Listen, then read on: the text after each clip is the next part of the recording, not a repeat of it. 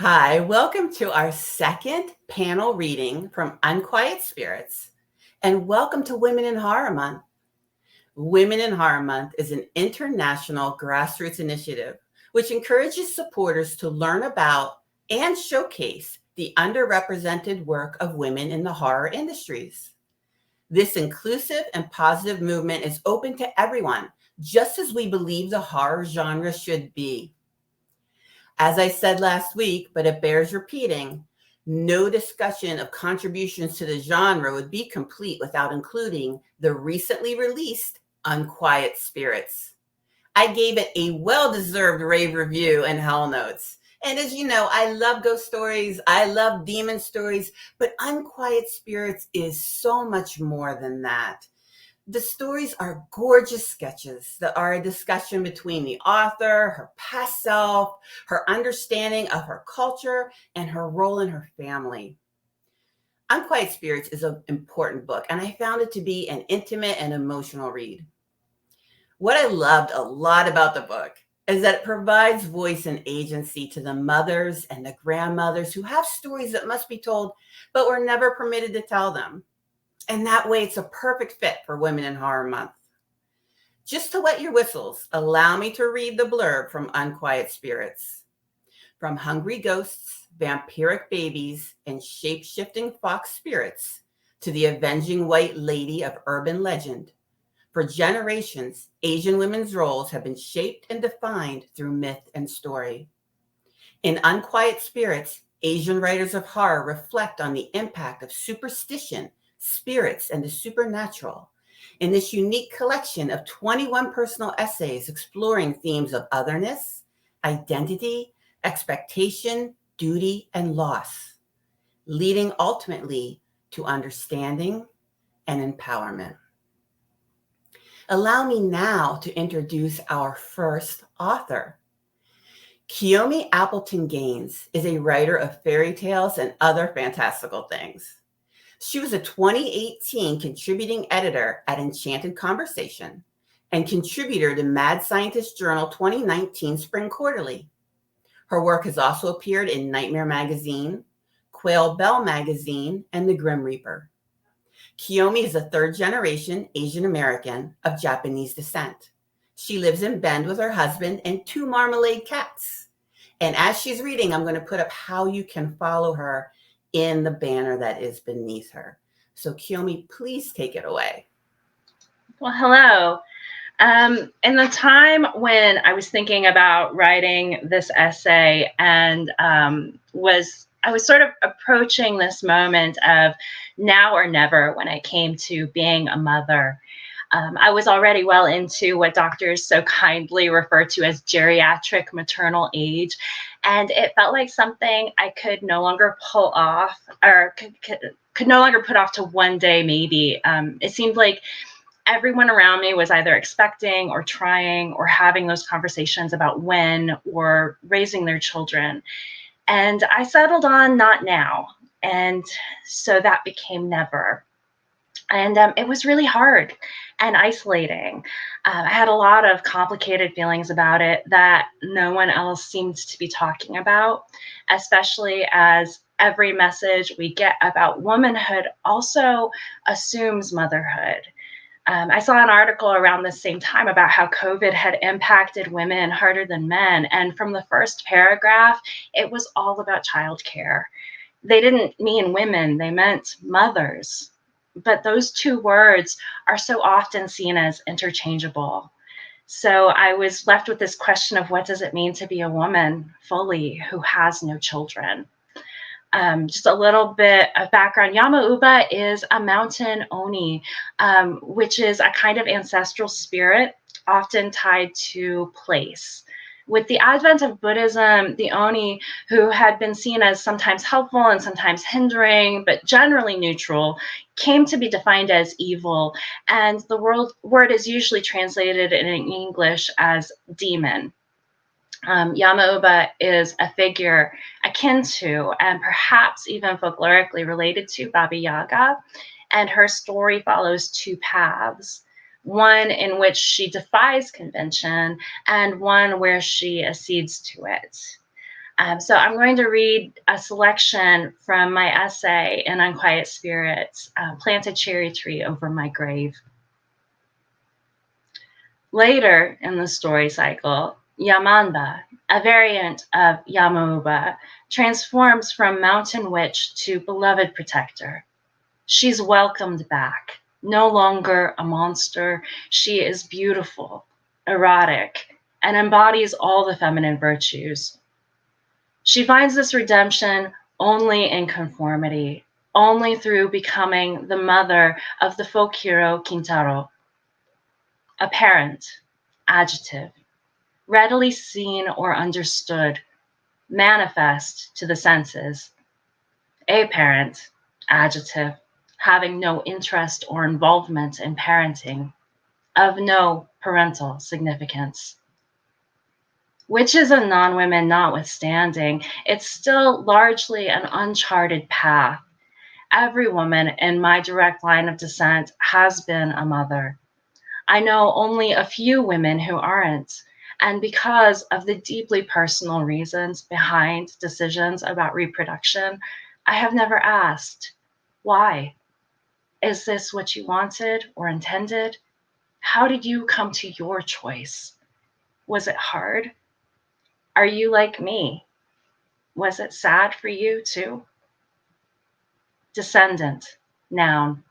A person, plant, or animal originating or coming from an ancestral source. Ancestor, noun. A person from whom one is descended. From the late Latin antecessor, literally foregoer. Derived from Latin antecedere, to go before.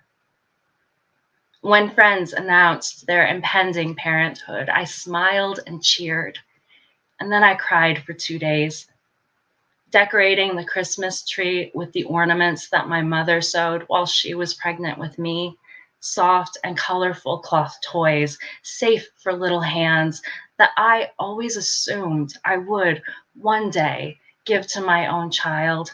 I cried.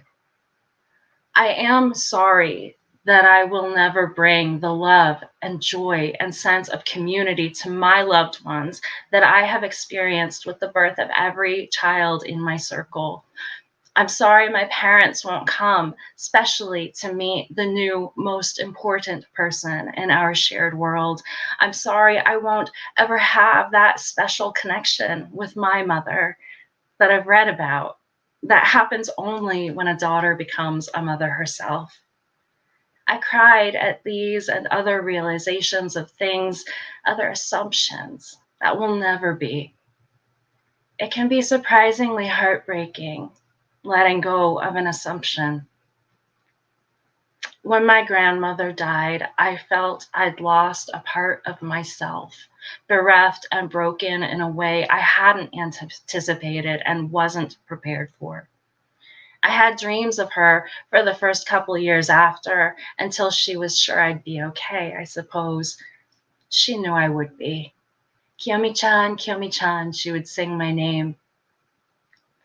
There is evidence that long ago, Mukashi, mountains were regarded as a place of rest, a place for the dead to be buried. In Buddhism, as in many religions, a corpse is impure. The women relegated to the mountain, who tended the mountain, and perhaps the dead, would have borne this impurity and strangeness. In Japan, Buddhism traditionally teaches that a woman should be subject in all things, meek, quiet, industrious, submissive. A woman should submit to her father until married and to her son once widowed. Growing up in a conservative Christian, yet distinctly Japanese household, that Christianity was an Eastern religion, long mistranslated and misunderstood, was not lost on me, nor the parallel tracks that guided the one good and right way to be a woman. As expectations solidified around ideas of what a woman should be, those whose natures did not conform to such binds were hazarded in predictable ways, forced to suborn until they broke, or died, or fled, or were pushed out. The women in my family are notoriously possessed of a brash, stubborn streak. Forego, verb, to give up the enjoyment or benefit of, to forsake. It is not a default, nor by accident. It is a considered, informed, intentional choice, but not easy. Not for me, anyway. Why am I so sad about not having a baby that I don't want? I don't know, but there it is. What would you say if I told you I wanted a baby? I tell myself I'm joking, feeling hostile. A pause. If you want a baby, we'll have one. I laugh because, despite myself knowing yet not knowing quite what I was looking for, it's the right answer. Tell me you love me without telling me you love me. I don't, I say. I'm playing games. I will admit, cringing only later. Kokoro no Oni, the Oni of the heart. Monster. He says, I figured. And that brings with it a question of my very right to feel this way. Who am I, after all, who presumably could have a child if I wanted to, if I weren't actively preventing it, to be sad about the success of my aims? After years of expense and fighting doctors' offices over their haphazard approach to granting my access to birth control, after all that effort, why should I be sad? As legislators continue to tighten restrictions on family planning, the ability to choose not to have a child is becoming as much a point of privilege as the private schools and extracurricular lessons of those who have them. What right do I have to feel sorrow in that? I thought I would be a mother. I chose something different. There's loss in all the selves we decide not to become. Yet this choice, this not becoming, is weightier than others. Perhaps the approximate weight of a pregnancy. I never wanted to be a mother, my mom told me over the years. I never thought I'd be good at it. I think she was good at it, but I also saw how much she gave up in order to be so. My grandmother's picture is in our homes now and on the altar in Japan. Noriko Ryder notes, a popular belief dictates that a religious service should be held for the departed souls of one's ancestors so that these ancestors will protect their descendants. On the other hand, unattended souls are thought to roam in this world to do harm to people as oni. I can see middle age from here. And suddenly, what was always a decision of not now, of maybe never, of choosing my own life, the life I could make, will no longer be a choice. It becomes permanent as a baby. I won't have anyone to remember me. Thank you. Wow. That was so powerful, Kiyomi. I want to reach in and hug you. That was really, and what a timely discussion to be having with all the legislative changes that are going on. Amazing. Thank you so much for sharing that, for being so vulnerable with us. Our next author, Grace Chan, was born in Kuala Lumpur, Malaysia, and migrated to Australia with her parents before her first birthday. She grew up in quiet outer suburbia with a bedroom view of bush-covered hills. She can't seem to stop writing about brains, minds, space, technology, ghosts, and identity. Her debut novel, Every Version of You, is about staying in love after mind uploading into virtual reality. Her short fiction can be found in Clark's World, Lightspeed, Fireside Fiction, and many other places. She has been shortlisted for the Aurelius and Norma K. Hemming Awards. So, Grace, it is your turn. Take it away.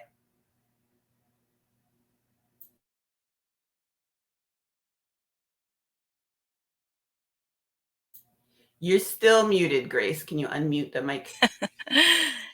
Thank you so much, Elaine. So, my essay in this collection is called Holy Revelations, and it's a very personal reflection on the role of the Christian mythology and the Christian spirits in my own childhood and adolescence. Originally, when Lee and Angela kindly invited me to contribute something to Unquiet Spirits, my initial reaction was to say no.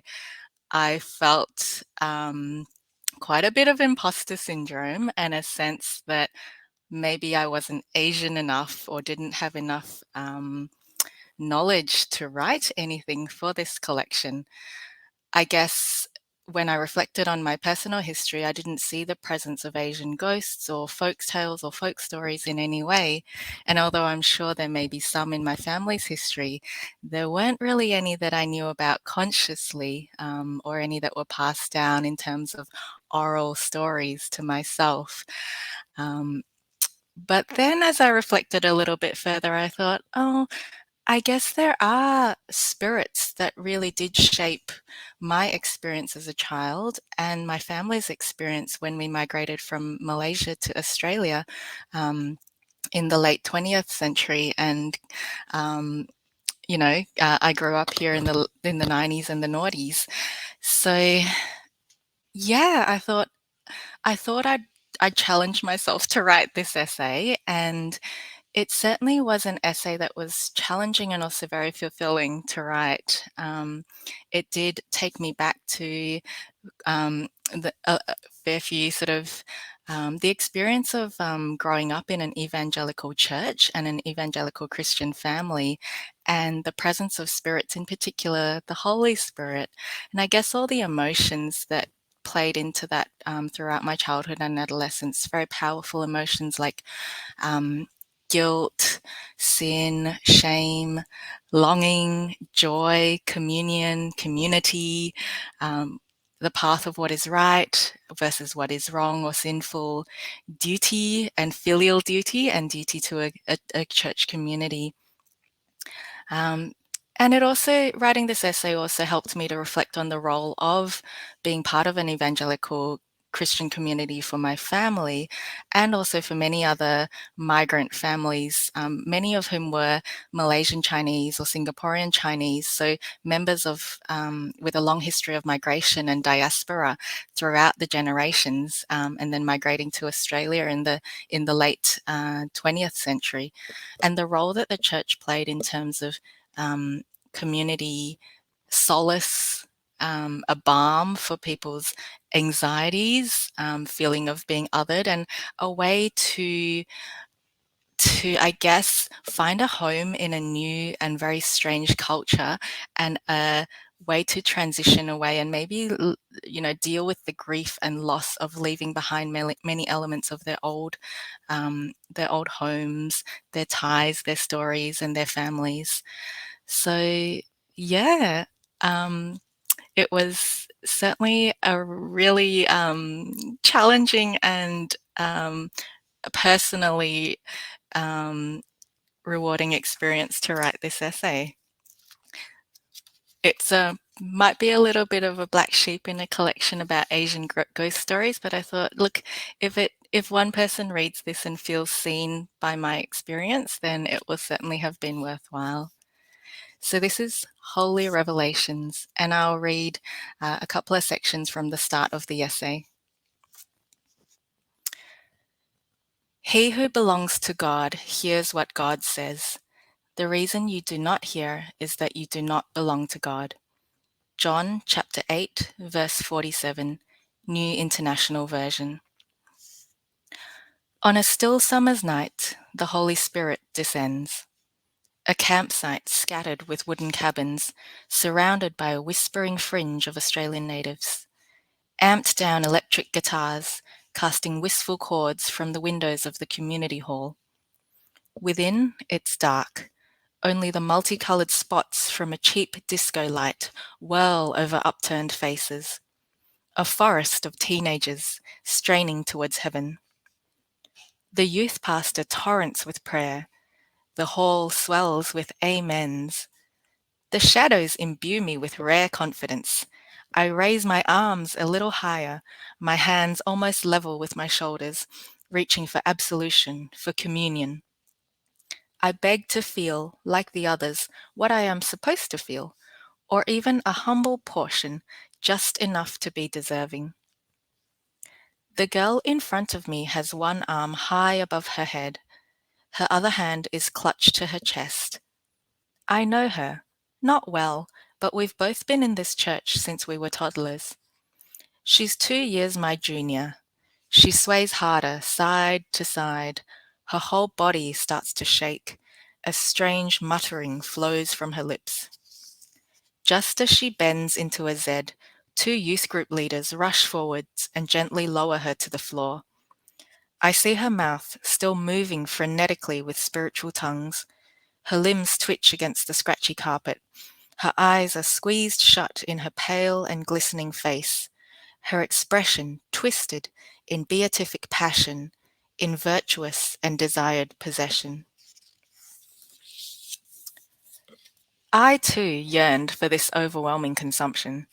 It seemed to be granted to others, but not to me, and I wondered what I was lacking. I did everything the same as them. I'd attended Sunday services with my family since before I could even remember. I performed devotional time most days, reading the Bible, praying, journaling. I even dragged myself to Bible study fellowship, an evening class divided by age groups for the most Christianly of Christians. Therefore, the problem must be something internal, some intensity of faith I had yet to attain, a relinquishing of the ego I had yet to realize. My parents didn't grow up Christian. They converted in their university years and then joined our evangelical church shortly after migrating to Melbourne. The church was a newly established community. Most, like us, had moved to Australia in the 80s and 90s. Most, like us, were members of the Chinese diaspora who'd been in Malaysia or Singapore for several generations. For the first few years, church services were held in Box Hill, one of several suburbs in Melbourne's eastern corridor that would become a second home to ethnically Chinese migrant communities in the late 20th and early 21st century. I remember climbing a flight of narrow stairs, holding my mother's hand, to reach a musty chapel with white painted walls and orange carpets. Later, our church moved a couple of suburbs further east. This site was much bigger and seemed, to my childhood eyes, incredibly grand and hip. There were 3 separate parking lots. The auditorium had a brick baptism pool and a multi-tiered stage for a band and a grand piano. There was even a separate chapel and a nursery and lots of smaller rooms where they ran the kids' church. After the service, the congregation would squeeze into a tea room where the aunties spread out platters of homemade treats. Kueh lapis, its 9 jewel layers I would peel apart with my teeth. Kueh talam, sirimuka, and the blobby bright orange angku filled with mushy bean paste that none of us kids wanted. If we were lucky, there were curry puffs, piping hot and crispy from the oven. It was easy to get to the table first. Kids could weave and duck between the adults, who stood around in warm-breathed clumps, talking loudly in a blend of English and Cantonese about how their children were doing academically and which high school they were hoping to get them into, geographical zoning and scholarships and selection examinations. They would pray for one another's families, they assured each other. They would even put the children on the prayer list in the church bulletin. In the end, it was all in God's hands. All blessings sprang from heaven. You just had to have faith. Thank you. Wonderful, Grace. Your description is so amazing that I am now hungry. Thank you. We now are going to have an exciting twist in our program with our next reader who's going to be reading from something different. Lisa Kroger holds a PhD in Gothic literature and is the author of Monster She Wrote and Toil and Trouble. She also co-hosts the No Fear and Monster She Wrote podcasts. Her work has won the Bram Stoker and Locus Awards. Lisa's fiction and nonfiction work may be seen in Lost Highways, Dark Fiction from the Road, Eco-Gothic, and Horror Literature Through History. Her edited essay collections include Shirley Jackson, Influences and Confluences, and The Ghostly and the Ghosted in Literature and Film. Lisa, take it away. When I was approached to write the introduction to Unquiet Spirits, I had a myriad of emotions that kind of I went through. I was honored, obviously. I was extremely excited, especially once I read the book, because the essays are breathtaking. But I think I also worried that maybe I was the wrong person to write the introduction. I don't know if that was because I'm obviously not Asian, or if it was because I definitely still feel a great deal of imposter syndrome myself.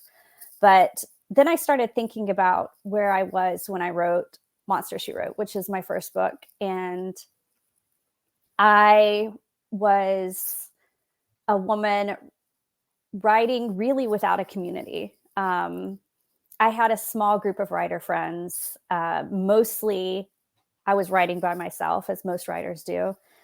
And I often had people ask me why I wrote the things that I wrote, why I wrote about ghosts or the supernatural or horror. I was asked, why didn't I write something nicer? And I didn't know how to explain that my writing was how I experienced the world and how I expressed myself in the world and expressed my place. So I'm going to read from Monster, She Wrote. I'm going to read a little bit of the introduction. I think it fits really well, especially when you consider the other essays in this book, in Unquiet Spirits.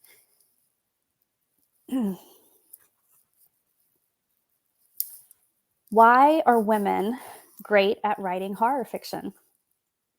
Maybe because horror is a transgressive genre.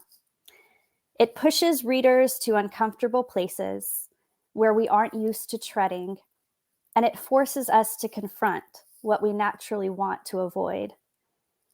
And women are accused of being transgressive all the time, or at the very least, they are used to stepping outside of the carefully drawn boundaries that society has set for them.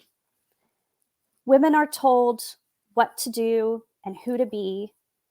Women are taught to be sweet, to raise children, to stay in their place.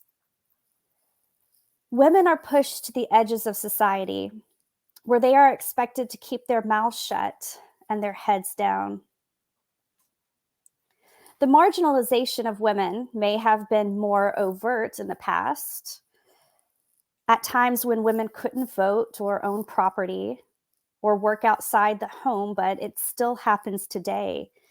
Women are still instructed to be good girls.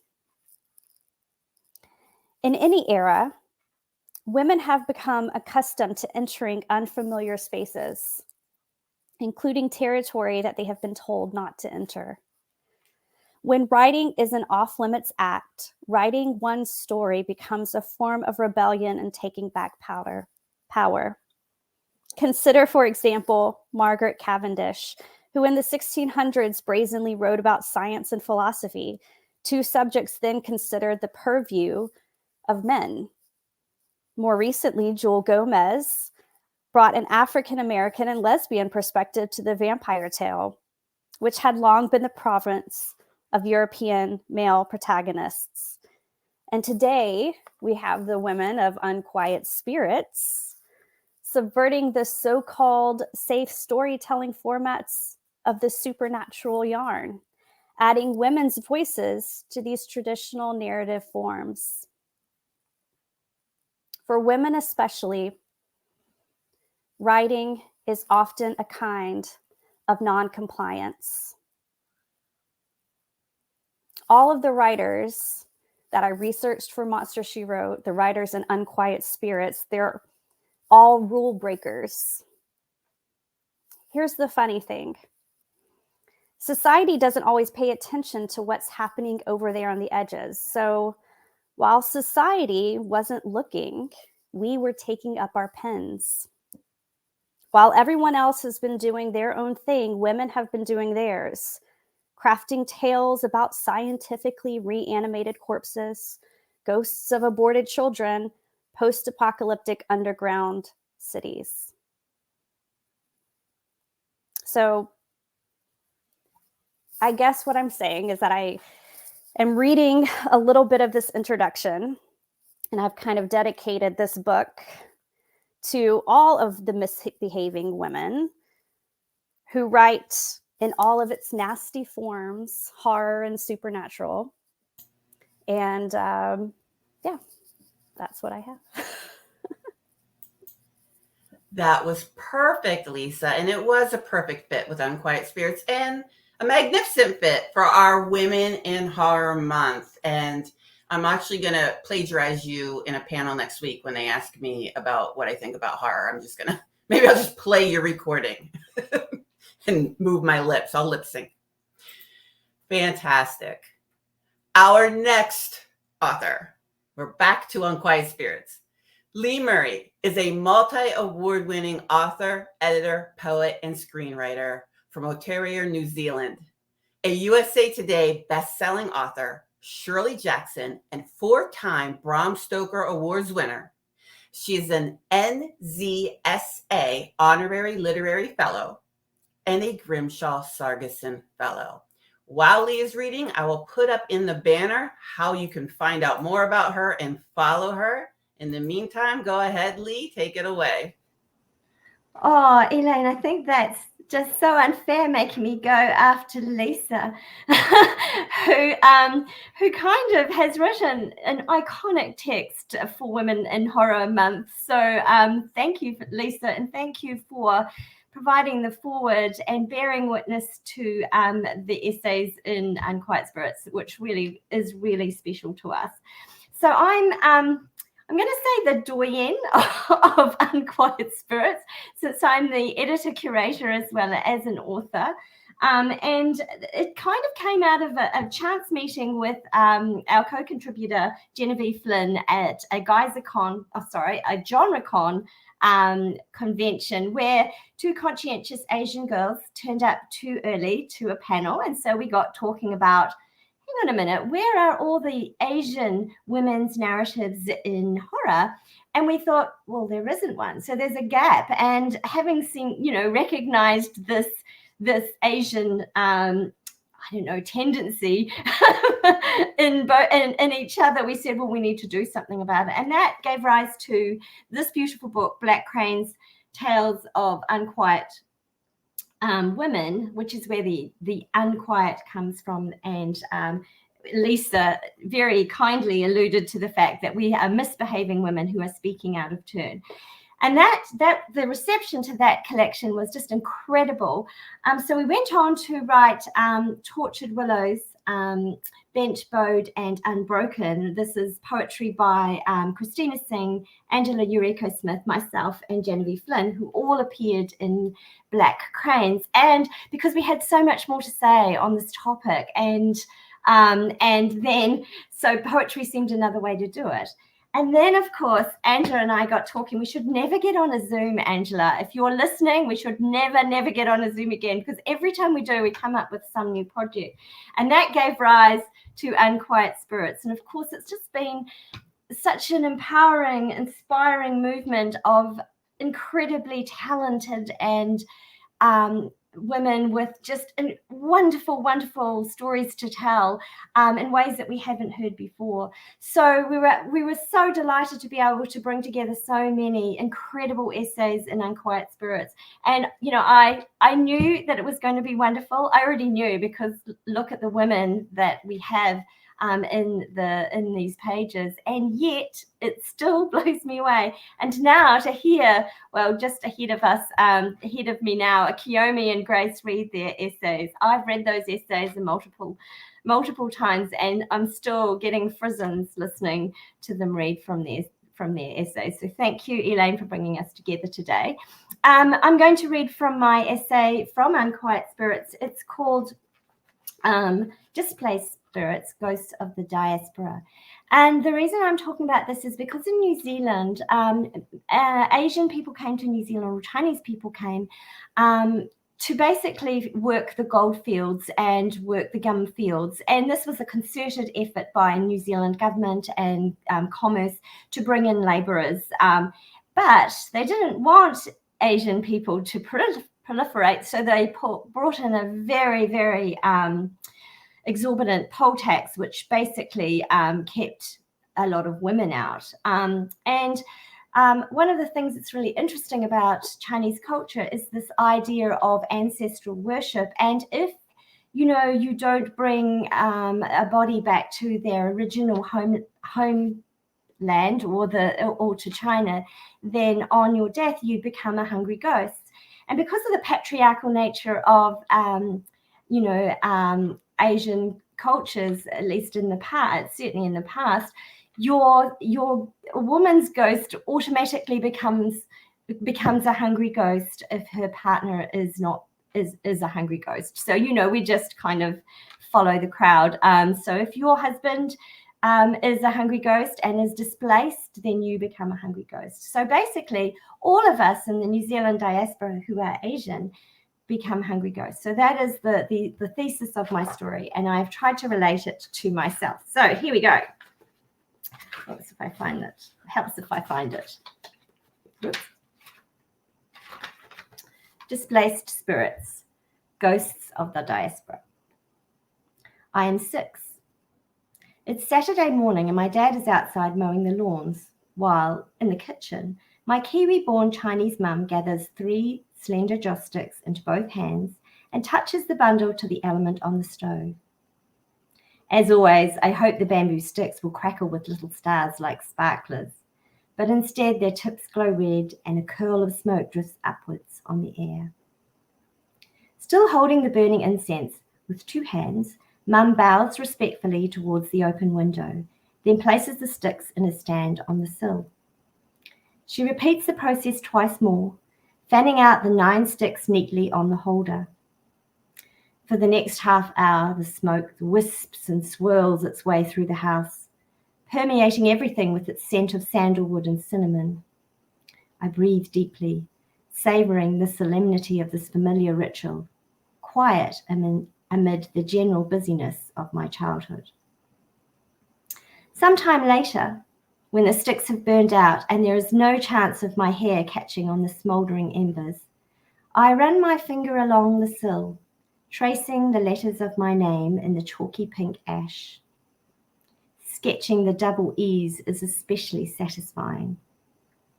It's not until years later, when I'm in my teens, that I realise my mum, like her mother and her mother before her, is a kind of ghost whisperer. She's been sending daily communications to the spirits of our ancestors, messages of calm and courtesy delivered to the celestial realm on those captivating curls of silvery smoke. Because, just as it's respectful to phone your parents now and again to let them know how you're doing, for Chinese families, it's important to maintain regular contact with the dead to ensure they are nourished and entertained, to placate them. You see, if attracting the wrath of your parents is daunting, the misfortune brought on by disgruntled dead ancestors is something else altogether. Those disaffected souls risk becoming hungry ghosts. Among the best known of Asian spirits, hungry ghosts are typically depicted as bony-limbed creatures with scrawny necks and distended stomachs. Pitiful and emaciated, these disenfranchised souls scrabble on their hands and knees in the dirt, consumed by an unrelenting, unrequited hunger. Elliot de Bodard describes them in an excerpt from Golden Lilies in Asian Monsters. She writes, "The hunger grows in my belly and in my womb, gnawing at me piece by piece, stretching me dry and insubstantial once more." And Yangtze Chu describes them thus in her novel Ghost Bride. "I saw little more than dried skin and exposed bone, the eyes like shriveled fruits in deep sockets. his voice was thin and weak, as though there were not enough air to pump through that collapsed rib cage. In Chinese culture, people become hungry ghosts because of evil deeds carried out in the course of their lifetime. What constitutes an evil deed, however, is a matter of perception, with generations of patriarchy ensuring that women haven't fared well on that ledger. And here's an excerpt from Phoenix Claws, which is my story in Black Cranes. You must have angered the ancestors. My heart lurched. Ghosts? How? I don't know. They usually turn up after a woman has been greedy, don't they? The selfish wife who eats before her husband's guests, the woman who steals away the best portion of the meal for herself, that sort of thing. The realm of ghosts is full of greedy women who want more than their due. Women who hunger for acknowledgement, acceptance, and fulfillment. And now this excerpt from the poem Inheritance by Genevieve Flynn, which appears in Tortured Willows. Was that when you first began to swell? Your stomach bulging and burgeoning, swallowing the bitter, the burden, the second hands, the not for yous. Did your mouth begin to draw, closed like a miserly purse when you were left behind, your splendid mind with only hunger and no choice but to turn upon itself?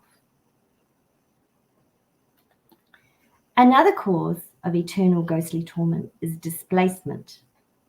In this case, departed spirits are without a home nor the sustenance and companionship provided by their descendants. When you die far from your ancestral roots, you risk becoming a hungry ghost. Alarming if we consider the extent of the Asian diaspora in recent centuries, people fleeing poverty and war, helped along by better transportation and Western demand for cheap labor. Imagine the explosion of hungry spirits that vast migration must have caused in the other world.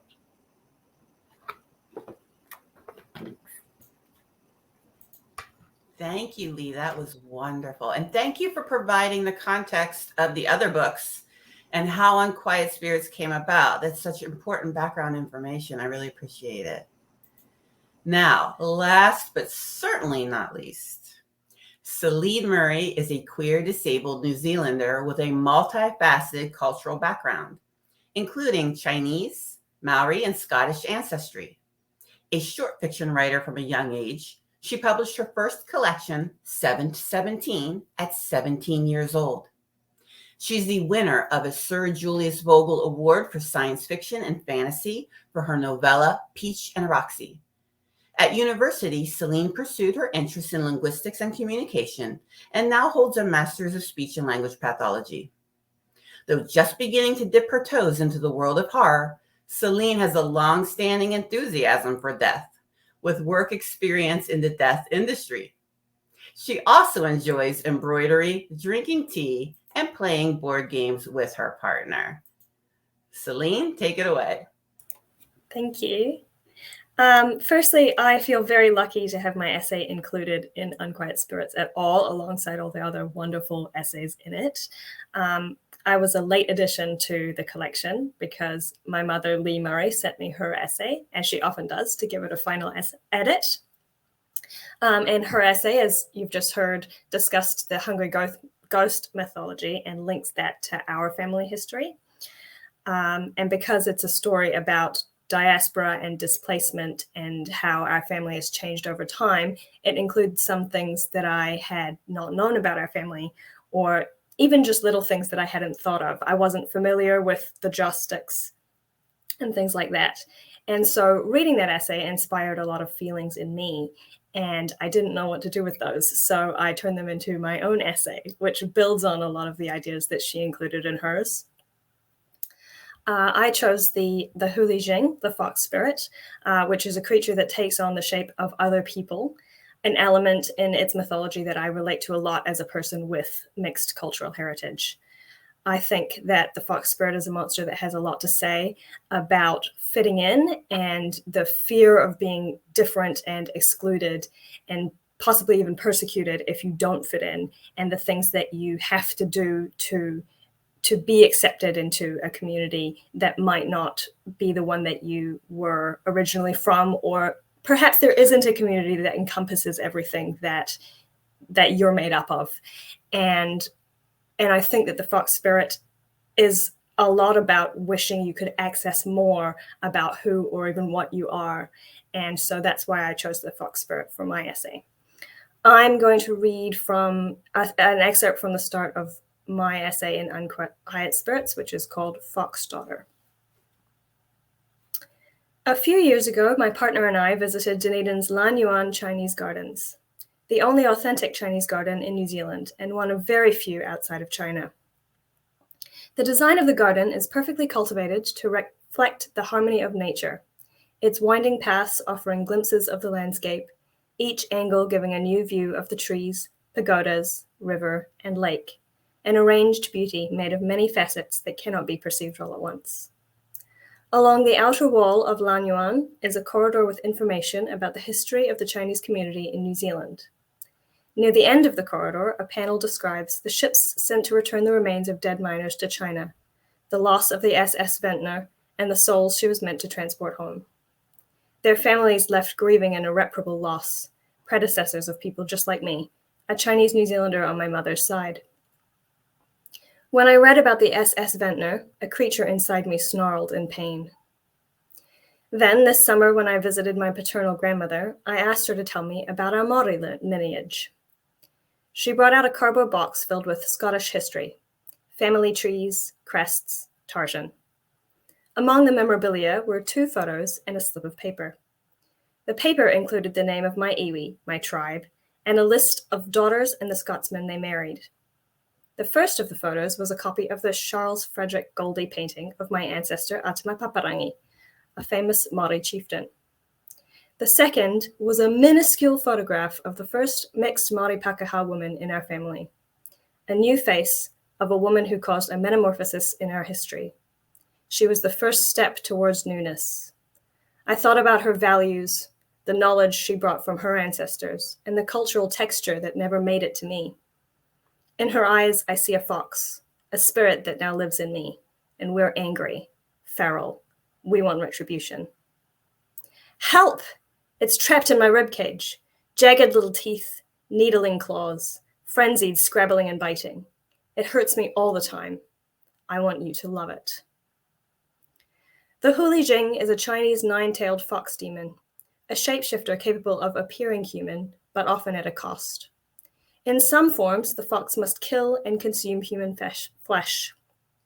Others must search for human skulls to fit over the head before they can transform.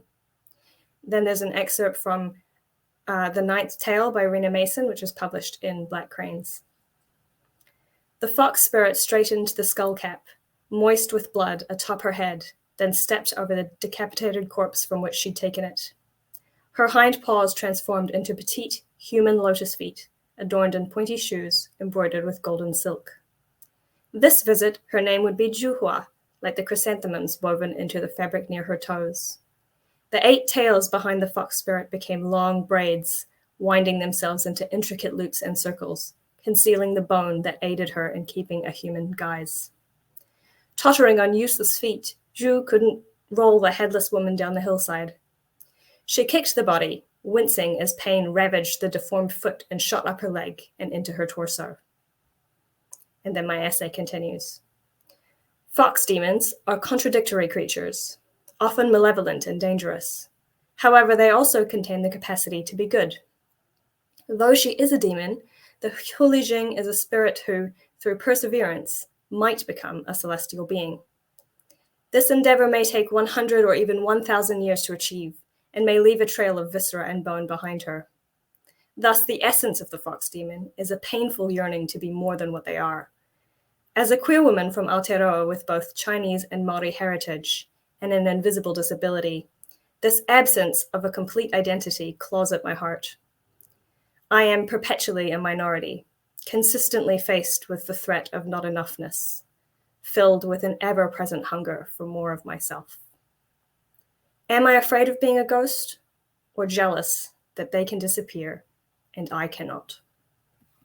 Thank you. Thank you. I've always loved the fox spirit. I used to teach a monsters, a mythology course I taught for years at the university level. And I love seeing that monster through your lens, Celine. Wonderful, wonderful. We have a few minutes left. What I would like to do is bring our authors back on stage and go around in the order of the reading and just ask you if you have anything you would like to promote, anything coming up. If you don't have anything, in the spirit of Women in Horror Month, feel free to promote someone else. And Angela, I want you to type something in the comment box. I want you to tell us what you're promoting and I'll read it for you. So let me bring everybody back on. Kiyomi, you were first. Do you have anything you would like to promote, share with us, anything coming up? Have to unmute there. No, not immediately. I am deeply entrenched right now in the writing process, and hope to have some new things to announce later in the year. But I'm very, very excited about all the news from my Unquiet sisters, who have several things that are up for various awards, including things that are going to be up for the StokerCon in June. And so go and vote for them, and best of luck to them. Absolutely. Y'all are a prestigious group. Seriously. Grace, you were next. Would you like to share something with us? Anything you'd like to promote? Oh, thank you. I think Lee already held up the cover to this earlier, but I am really excited about the new edition of Black Crane's Tales of Unquiet Women. I don't have it right next to me, but I think Lee does. Yeah. I think it's just beautiful. It's out now, I think, in hardcover and paperback, with a new cover illustration by Greg Chapman, which thematically does match with the original cover. And there's a new afterword as well. So yeah, shout out to our collection and all the stories in that. The first book in this sort of, I guess, chain of unstoppable events. And yeah, I guess at the moment I'm just in the thick of still doing a bit of promo for my debut novel, which came out last year, and that is a science fiction novel called Every Version of You. It's been a very whirlwind and surreal experience to release this book into the world. So yeah, if you like the sound of staying in love and feeling real after mind uploading into virtual reality, then yeah, check it out. Thank you. Thank you. And thank you for holding up the book again, Lee. Those are such gorgeous covers. And I love how all the books look so nice together, like just laid out together. They really are gorgeous. Lisa, what would you like to share with us? Well, I absolutely encourage everyone to read Unquiet Spirits, of course, because it's just a wonderful, wonderful book. But I have my newest one, Toil and Trouble, which is a women's history of the occult. I consider it kind of a spiritual sequel to Monster, She Wrote. So I'm really excited for that. And then since this is Women in Horror Month, I'd like to kind of plug the podcast, the Monster, She Wrote podcast, which celebrates women in horror all year round. So, yeah. Fantastic. Thank you. And that's a gorgeous cover, too. What a great cover. Toil and Trouble. Wonderful. Lee, what would you like to plug? Oh, thank you. Well, yes, nothing as exciting as Lisa's Toil and Trouble and Grace's Every Version of You, which are just, right out now and just shooting up all the awards lists. Lisa's Toil and Trouble is on the Bram Stoker Award list for nonfiction. So, doing very well and a wonderful addition to her Monster, She Wrote. And then Grace, Every Version of You is on a number of awards list already. So for a debut, that's just incredible. I'm waiting to hear what Kiyomi's got coming. I sort of like, that's a real teaser, isn't it? To say I'm writing. That's making me salivate, to be honest. But yes, Black Cranes, obviously, that's re-release is coming out, I think, on the 23rd of this month, so just a week away. But you can pre-order this now, and still available in paperback, and it has this wonderful new afterword by Nancy Holder, who is a Lifetime Achievement Award winner for horror. So wonderful essay by Nancy. It's a real addition to our piece of work. And then, of course, Unquiet Spirits, please pick up a copy of this and enjoy some of these wonderful essays. And what I've been working on, a film, actually, a Fox Spirit film, which goes into production tomorrow. It starts filming tomorrow, so exciting! I've barely slept, and it's a Kiwi Asian diaspora body horror, weird science kind of narrative. Basically, the Fox Spirit is the key to the key underlying mythology there. So really excited about that. I cannot wait to see what the team does with that. It's got Sasha Rainbow as the director. She's a BAFTA nominated director, so she's fabulous to work with. So I'm just kind of full of it. I'm absolutely full of it. So it's quite a new medium for me, and loving the experience, and just really excited to be able to bring another sort of type of Asian narrative into the world. So I'm really excited. Great, thank you. Celine, would you like to share something?